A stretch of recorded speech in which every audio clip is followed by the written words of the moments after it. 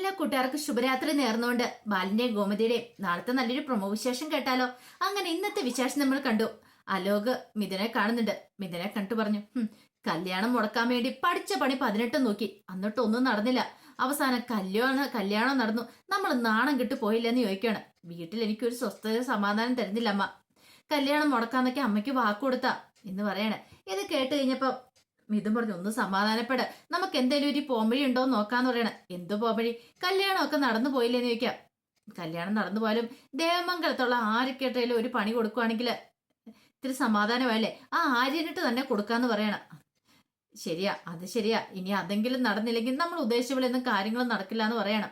ആ സമയം രാജശ്രീ മുറ്റത്തേക്ക് ഇറങ്ങി വരുവാണ്. മുറ്റത്തേക്ക് ഇറങ്ങി വന്നു കഴിയുമ്പത്തേനും അവിടെ ശ്രീദേവി നിൽക്കുന്നുണ്ട്. ശ്രീദേവി നിൽക്കുന്നുണ്ടപ്പോഴത്തേനും രാജശ്രീക്ക് ഒട്ടും അങ്ങോട്ട് സഹിച്ചില്ല. രാജശ്രീ അങ്ങോട്ട് ചവിട്ടിക്കുലി അകത്തേക്ക് കയറി പോവാണ്. അപ്പോഴേക്കും മുത്തശ്ശി അങ്ങോട്ടേക്ക് ഇറങ്ങി വരും. മുത്തശ്ശി ചോദിച്ചു, എന്താ രാജശ്രീ, നിന്റെ മുഖം എന്താ കടന്നൽ കുത്തിയ പോലെ ഇരിക്കണമെന്ന് നിൽക്കും. ഒന്നുമില്ലാന്ന് പറയണ. അപ്പൊ മുത്തശ്ശി ഒന്ന് നോക്കി കഴിഞ്ഞപ്പോ അവിടെ ശ്രീദേവി നിൽക്കുന്നുണ്ട്. ഓ, അപ്പൊ ഇവിടെ കണ്ടിട്ടാണ് ഇത്ര ഇത്. വെറുതെ അല്ല ഇവളുടെ മുഖം കടന്നൽ കുത്തിയ പോലെ ഇരിക്കുന്നത്. അപ്പോഴേക്കും നന്ദിനി വന്നിട്ട് ചോദിച്ചു, അല്ല പുതുപ്പെണ്ണിനെ കണ്ടോന്ന് ചോദിക്കുകയാണ്. അതേ പുതുപ്പെണ്ണ് അവിടെ നിൽക്കുന്നുണ്ടെന്ന് പറയണം. കൊള്ളാം, നല്ല ഐശ്വര്യമുള്ള കുട്ടി അല്ലമ്മേന്ന് ചോദിക്കണം. അതെ, നല്ല ഐശ്വര്യമുള്ള കുട്ടി തന്നെയാന്ന് പറയാം. ആനന്ദിന്റെ ഭാഗ്യമാ ഇങ്ങനെ ഒരു കുട്ടീനെ കിട്ടിയെന്ന് തോന്നുന്നു. നല്ല ഐശ്വര്യമാണെന്ന് തോന്നുന്നത്. രാവിലെ അവിടെ ഇരുന്ന് കോലം ഇടുന്ന കണ്ടെന്ന് പറയണം. ഇത് കേട്ടപ്പോ നന്ദിനി പറഞ്ഞു, ആഹാ, ആള് കൊള്ളാലോ എന്നൊക്കെ പറയണം. പിന്നീട് അവരങ്ങോട്ടേക്ക് കയറി പോവാൻ. ഈ സമയം രാജശ്രീ നല്ല കട്ടക്കലിപ്പ് മുറിയിലേക്ക് അങ്ങോട്ട് ചെന്നു. പിന്നീട് അച്ഛനോട് പറഞ്ഞു, എന്ത് ചെയ്യാനാന്ന് പറ, കല്യാണം മുടക്കാനായിട്ട് പഠിച്ച പണി 18 നോക്കി, അവസാനം കല്യാണം നടന്നു. ഇനിയിപ്പോ മനുഷ്യന്മാരുടെ മുഖത്ത് നോക്കണമെങ്കിൽ തലേ മുണ്ടിട്ടോണ്ട് നടക്കണമെന്ന് പറയണം. ഇത് കേട്ടപ്പോ അച്യുതം പറഞ്ഞു, നീ ഇങ്ങനെ ദേഷ്യപ്പെട്ടുകൊണ്ട് വല്ല കാര്യമുണ്ടോ രാജശ്രീന്ന് ചോദിക്കുക. പിന്നല്ലാതെ ഇവിടെ നമ്മുടെ മോൻ കല്യാണം കഴിക്കാൻ നിൽക്കുമല്ലേ, നമ്മുടെ മോന് നല്ലൊരു ആലോചന വന്നോ? അതുമില്ലാന്ന് പറയാ. അച്ഛനും പറഞ്ഞു, നീ ഒന്ന് സമാധാനപ്പെട്, നമുക്ക് എന്തെങ്കിലും ഒരു വഴി ഉണ്ടാക്കാന്ന് പറയാം. വഴി ഉണ്ടാക്കുന്നത് പറഞ്ഞല്ലാതെ ഒരു പ്രത്യേകിച്ചൊരു ഗുണവും കാണുന്നില്ലോ. അച്ഛനും അതെ, മോനും അതെ, ഒരു ചൂടുമില്ല, ഒരു കാര്യമില്ല. ഇവിടുത്തെ കല്യാണങ്ങളൊക്കെ മുടങ്ങി പോയിക്കൊണ്ടിരിക്കുക. എല്ലാവരുടെ മുന്നിൽ നാണം കെട്ട് തല കുണിച്ച് മനുഷ്യൻ മടുത്തെന്നൊക്കെ പറഞ്ഞുകൊണ്ട് രാജശ്രീ പിറുപിറുത്തോണ്ട് അങ്ങോട്ടേക്ക് പോവാം. ആ സമയം ശ്രീദേവി ആനന്ദിനുള്ള ബെഡ് കോഫി ആയിട്ട് അങ്ങോട്ട് ചെല്ലുവാണ്. ആ സമയം ആനന്ദ് നല്ല ഉറക്കമായിരുന്നു. പിന്നീട് ആനന്ദിനെ പതുക്കെ വിളിക്കുകയാണ്. ആനന്ദ് ഞെട്ടി കണ്ണു ഉറക്കുവാണ്. ശ്രീദേവിനെ കണ്ടെത്തി ചാടി എഴുന്നേറ്റു. പിന്നീട് നേരെ ഒരുപാടായെന്ന് ചോദിക്കുക. ഇല്ലാന്ന് പറയണ. ഇത് ആനന്ദയുടെ ചായ എന്ന് പറയണ. ചായ ഞാൻ അങ്ങനെ രാവിലെ ചായ കുടിക്കുന്ന പതിവില്ലാന്ന് പറയണ. അത് പറഞ്ഞിട്ട് കാര്യമില്ല, രാവിലെ ചായയൊക്കെ കുടിക്കണം, ബെഡ് കോഫി ഒന്നും കുടിക്കാറില്ലെന്ന് വെക്കും. ഇല്ലാന്ന് പറയണം. ഇത് കുടിക്കാൻ പറയണം. അത് പിന്നെ ഞാൻ ബ്രഷൊന്നും ചെയ്തില്ല എന്ന് പറയണം. അതെ, ബ്രഷൊന്നും ചെയ്യേണ്ട കാര്യമില്ല എന്നൊക്കെ പറയാ. ഈ ചായ ഒന്ന് കുടിക്കാൻ പറയണം. വായിക്കാത്ത വെള്ളം കൊണ്ട് കുടിച്ചാലും കുഴപ്പമൊന്നും ഇല്ലാന്ന് പറയണം. പിന്നീട് ആനന്ദ് പോയി വായൊക്കെ കഴുകിയിട്ട് വന്നിട്ട് ചായ കുടിക്കുകയാണ്. ചായ കുടിച്ചു കഴിഞ്ഞപ്പോഴത്തേന് ആനന്ദിന് ഭയങ്കര ഇഷ്ടപ്പെട്ടു. സൂപ്പർ ആയിട്ടുണ്ടല്ലോ, ഇത് ആരിട്ട ചായ? ശ്രീദേവി ഇട്ടാണോ എന്ന് ചോദിക്കുകയാണ്. ഇത് കേട്ട ശ്രീദേവി പറഞ്ഞു, അതെ, സാധാരണ അമ്മ ഇടുന്ന ചായ ടേസ്റ്റ് ഇതല്ലാന്ന് പറയണം. ഇത് കേട്ടതും ശ്രീദേവിക്ക് സന്തോഷമായി. ഭയങ്കരമായിട്ട് ഇഷ്ടപ്പെട്ടെന്ന് നിൽക്കും. ഇഷ്ടപ്പെട്ടു. അച്ഛന് കൊടുത്തപ്പോ അച്ഛനും ഇഷ്ടപ്പെട്ടെന്ന് പറയണം. അച്ഛനും ചായ കുടിച്ചെന്ന് ചോദിക്കുക രാവിലെ. അതെ, അച്ഛനും ചായ കുടിച്ചെന്ന് പറയാ. ഇത് കേട്ടപ്പം ആനന്ദ് പറഞ്ഞു, എനിക്ക് ഭയങ്കര ടെൻഷൻ ഉണ്ടായിരുന്നു, അച്ഛൻ ഒരു പക്ഷേങ്കിൽ ശ്രീദേവിനെ ഇഷ്ടപ്പെടുമോ എന്നൊക്കെ. ഇത് കേട്ട ശ്രീദേവി പറഞ്ഞു, എന്റെ വീട്ടിൽ നിന്ന് പോന്നു കഴിഞ്ഞപ്പോ എന്റെ അമ്മ പ്രത്യേകം പറഞ്ഞിട്ടുണ്ടായിരുന്നു എല്ലാവരും നല്ലവണ്ണം നോക്കണമെന്നൊക്കെ. കാരണം ഈ കുടുംബത്തിലെ മൂത്ത മരുമോളെ ഞാനല്ലേന്ന് ചോദിക്കുകയാണ്. അത് ശരിയാ, എനിക്കിപ്പോ സന്തോഷമായി എന്ന് പറഞ്ഞ് ശ്രീദേവിനെ അവിടെ ഇരുത്തുവാണ്. ഇവിടെ ഇരിക്കാൻ പറയണം. അതെ, എനിക്ക് ഇനിയും ജോലിയുണ്ട്, അതൊന്നും കുഴപ്പമില്ല, ഇവിടെ ഇരിക്കാൻ പറയണം. എന്റെ മനസ്സിലെ സങ്കല്പത്തിലെ ഒരു പെൺകുട്ടി തന്നെയാ ഇപ്പൊ ശരിക്കും പറഞ്ഞാൽ ദേവി. ഇത്രയും കാലം കല്യാണം നടക്കാതിരുന്നു കഴിഞ്ഞപ്പോ എനിക്ക് നല്ല വിഷമമൊക്കെ ഉണ്ടായിരുന്നു. പക്ഷെ ഇപ്പൊ എനിക്ക് സന്തോഷമായി. എന്റെ ജീവിതത്തിലേക്ക് നല്ല ദേവിയെപ്പോലെ ഒരു പെൺകുട്ടിയല്ലേ കടന്നു വന്നേ എന്നൊക്കെ പറയണം. ഈ സമയം ശ്രീദേവി പറഞ്ഞു, അല്ല അന്തേട്ടാ, ഇന്നലെ രാത്രി ഞാൻ ഉറങ്ങിപ്പോയതിന് എന്നോട് ദേഷ്യം ഉണ്ടോന്ന് ചോദിക്കാം. ദേഷ്യമോ? എന്തിന്? അതൊന്നും സാരില്ല എന്ന് പറയണം. എന്നാലും ഞാൻ കാരണം ആദ്യ രാത്രി അന്തേട്ട ഒത്തിരി പ്രതീക്ഷയോട് കൂടിയിട്ടായിരിക്കുമല്ലോ, അതൊന്നും കുഴപ്പമില്ല. ഇനി രാത്രികൾ കടന്നു പോകാൻ കിടക്കുമല്ലേ, പിന്നെന്തിനാ അങ്ങനെയൊക്കെ പറയണേ? അതിന്റെ ആവശ്യമൊന്നുമില്ല. പിന്നെ അച്ഛന് നില കുറെ സമയം പിടിച്ചിരുത്തി സംസാരിച്ചായിരുന്നു. അങ്ങനെ സമയം പോയത് അറിഞ്ഞില്ല.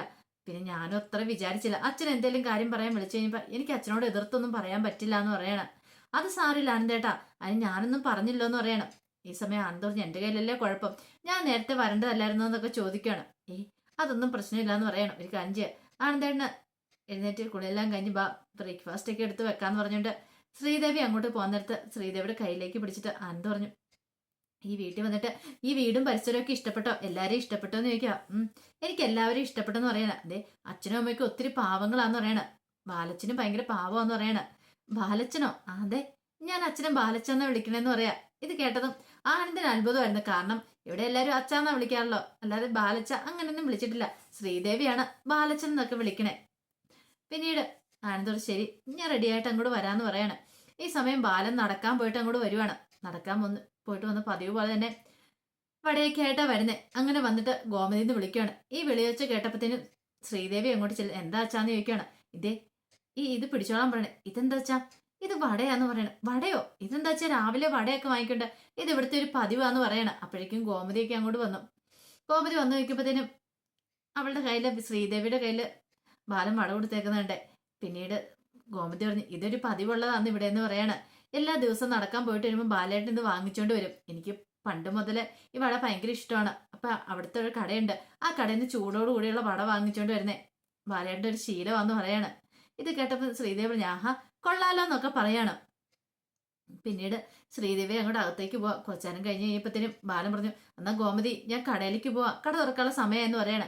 അപ്പോഴേക്കും അങ്ങോട്ടേക്ക് ശ്രീദേവി വന്നിട്ട് പറഞ്ഞു അയ്യോ അച്ഛാ, അച്ഛൻ എന്താ ഇങ്ങനെ പോകുന്നേ? അച്ഛൻ ഫുഡൊന്നും കഴിച്ചില്ലോ എന്ന് പറയണം. അതെ ഞാൻ നേരത്തെ പോകുന്ന ദിവസം ഒന്നും കഴിക്കാറില്ല മോളെ എന്ന് പറയണം. ഒന്നേ കടയിൽ നിന്ന് കഴിക്കും, അല്ലെങ്കിൽ ഇവരാരെങ്കിലും വരുമ്പോൾ കൊണ്ടുവരുള്ളെന്ന് പറയണം. അതെന്ത് പരിപാടി അച്ഛാ പറയണേ? അച്ഛൻ കഴിച്ചിട്ട് പോയാൽ മതി എന്ന് പറയണേ. ഈ സമയം ഗോമതി പറഞ്ഞു ഇത്ര നേരത്തെ കഴിക്കാറില്ല മോളെ എന്ന് പറയണം. ബാലൻ പറഞ്ഞു ഒന്നാമത്തെ കാര്യം 2-3 ദിവസം ഞാൻ കടയിലേക്ക് പോയിട്ടില്ലോ, അപ്പൊ അതുകൊണ്ട് കുറച്ച് നേരത്തെ പോകാനായിട്ട് തീരുമാനിച്ചേ.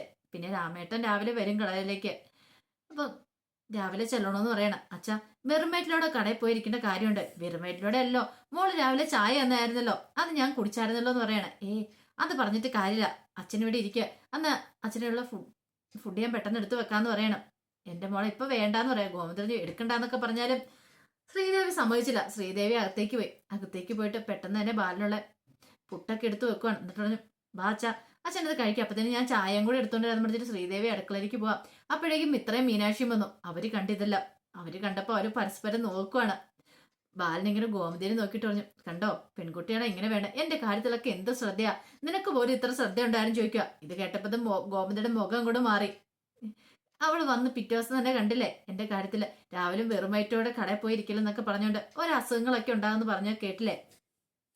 പിന്നീട് ബാലിനോട് പറഞ്ഞ് കഴിക്കാൻ പറയണം. അങ്ങനെ ബാലിന് പുട്ടും കടലക്കറി എടുത്ത് ടേസ്റ്റ് നോക്കണം.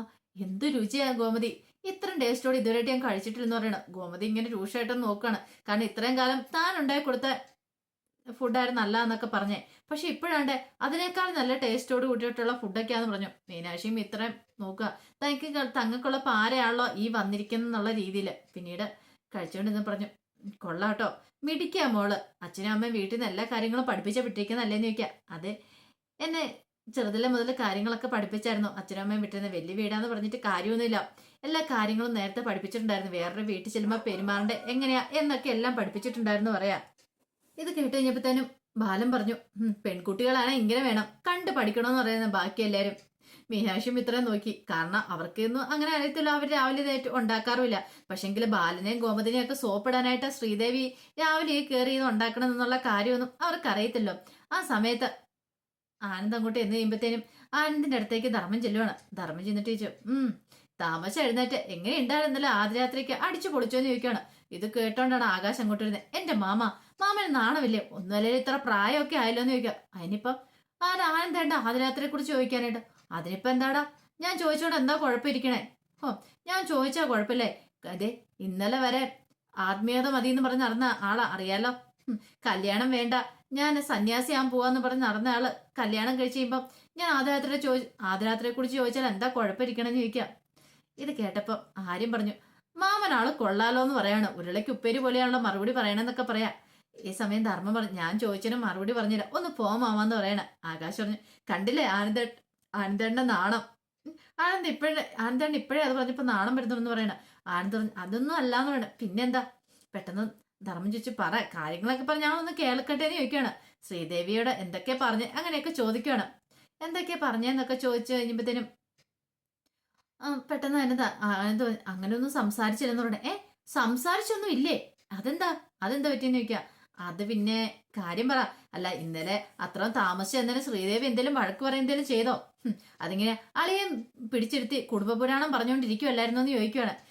ഇത് കേട്ട് കഴിഞ്ഞപ്പം ആനന്ദോടെ അത് പിന്നെ ഞാൻ മുറിയിലേക്ക് എന്നിട്ടോ ചെന്ന് കഴിഞ്ഞപ്പോ തന്നെ ശ്രീദേവി കിടന്ന് ഉറങ്ങിയായിരുന്നു പറയണ. അത് കൊള്ളാം, നല്ല കഥ. എന്നിട്ടോ ശ്രീധരനെ വിളിച്ചെഴുന്നേപ്പിച്ചെന്ന് എങ്ങനെ എഴുന്നേക്കാൻ? ഞാൻ ലൈറ്റ് ഓഫ് ചെയ്യുന്നു പറയാണ്. ലൈറ്റ് ഓഫ് ചെയ്തിട്ട് ഞാൻ തിരിഞ്ഞു കിടന്ന് ഉറങ്ങിയെന്ന് പറയാ. ഇത് കേട്ടതും ആകാശും ആര്യനും കൂടെ അവിടെ നിന്ന് പൊട്ടിച്ചിരിക്കുകയാണ്. അപ്പൊ ധർമ്മം പറഞ്ഞു, അങ്ങനെ ആദ്യ രാത്രി കുളമായി കിട്ടിയല്ലേന്ന് ചോദിക്കുകയാണ്. എനിക്ക് അപ്പോഴേ അറിയായിരുന്നു ആ അളിയന്റെ ഉപദേശമൊക്കെ കണ്ടു കഴിഞ്ഞപ്പോഴത്തേനും ഇങ്ങനെ എന്തേലുമൊക്കെ സംഭവിക്കും എന്നൊക്കെ പറയാണ്. പിന്നീട് ബാല നേരെ കടയിലേക്ക് ചെല്ലുക. കടയിലേക്ക് വന്നപ്പോ രാമേട്ടൻ വന്നിട്ടുണ്ടായിരുന്നു. രാമേട്ടൻ പറഞ്ഞു, നീ എന്താ ബാല നേരത്തെ തന്നെ പോന്നെന്ന് ചോദിക്കുക. അത് രാമേട്ടൻ 2 ദിവസമായില്ലേ കടയിലേക്ക് വന്നിട്ട്, അതുകൊണ്ട് ഞാൻ നേരത്തെ പോന്നാന്നൊക്കെ പറയാണ്. പിന്നീട് രാമേട്ടനോട് കാര്യങ്ങളൊക്കെ ചോദിച്ചപ്പോൾ രാമേട്ടൻ ചോദിച്ചു, എങ്ങനെയുണ്ട് പുതുപ്പെണ്ണ്? കൊള്ളാ രാമേട്ട, എന്റെ സെലക്ഷൻ ഒട്ടും മോശമായില്ല. അവളെ കുടുംബത്തിൽ ഇരുത്താൻ കൊള്ളാവുന്ന പെണ്ണ. രാവിലെ എഴുന്നേറ്റ് വെളുപ്പിന് മുമ്പ് എഴുന്നേറ്റ് അടുക്കള ജോലികളെല്ലാം ചെയ്ത് ഞാൻ പോരാൻ നേരം എനിക്കുള്ള ചായയും പലഹാരങ്ങളൊക്കെ തന്നാ വിട്ടേന്ന് പറയണം. ഇത് കേട്ടപ്പോ രാമേട്ടൻ ചോദിച്ചു, സത്യമാണോ ബാല പറയണെന്ന് ചോദിക്കുക. അതെ, അത്ര വലിയ കുടുംബത്തിൽ നിന്ന് വന്ന പെണ്ണാന്നുള്ള ഇതൊന്നുമില്ല. അവൾ എല്ലാ ജോലികളും ചെയ്യുന്നു പറയാം. കോമതിക്ക് പോലും അത്ഭുതമായിരുന്നു. അതോ ചായയൊക്കെ ഉണ്ടാക്കിയിട്ടുണ്ട്, എന്തൊരു ടേസ്റ്റാന്ന് അറിയാമെന്ന് ചോദിക്കുവാണ്. ഇത് കേട്ടപ്പോ രാമേട്ടൻ പറഞ്ഞു, ഒരുപക്ഷെ ആനന്ദന്റെ ഭാഗ്യ അതാ ഇത്രയും കാലം കാത്തിരുന്നിട്ടാണെങ്കിലും നല്ലൊരു ജീവിതം അവന് കിട്ടിയെന്നൊക്കെ പറയാണ്. അപ്പൊ അതിന്റെ വിശേഷങ്ങളൊക്കെ നാളെ കാണാനായിട്ടാണ് പോകുന്നത്. അപ്പൊ ആ വിശേഷങ്ങളൊക്കെ നമുക്ക് എല്ലാവർക്കും കാത്തിരിക്കാം കേട്ടോ. ഒരിക്കൽ കൂടി എല്ലാവർക്കും നല്ലൊരു രാത്രി ആശംസിച്ചോണ്ട് നിർത്തുന്നു. നന്ദി.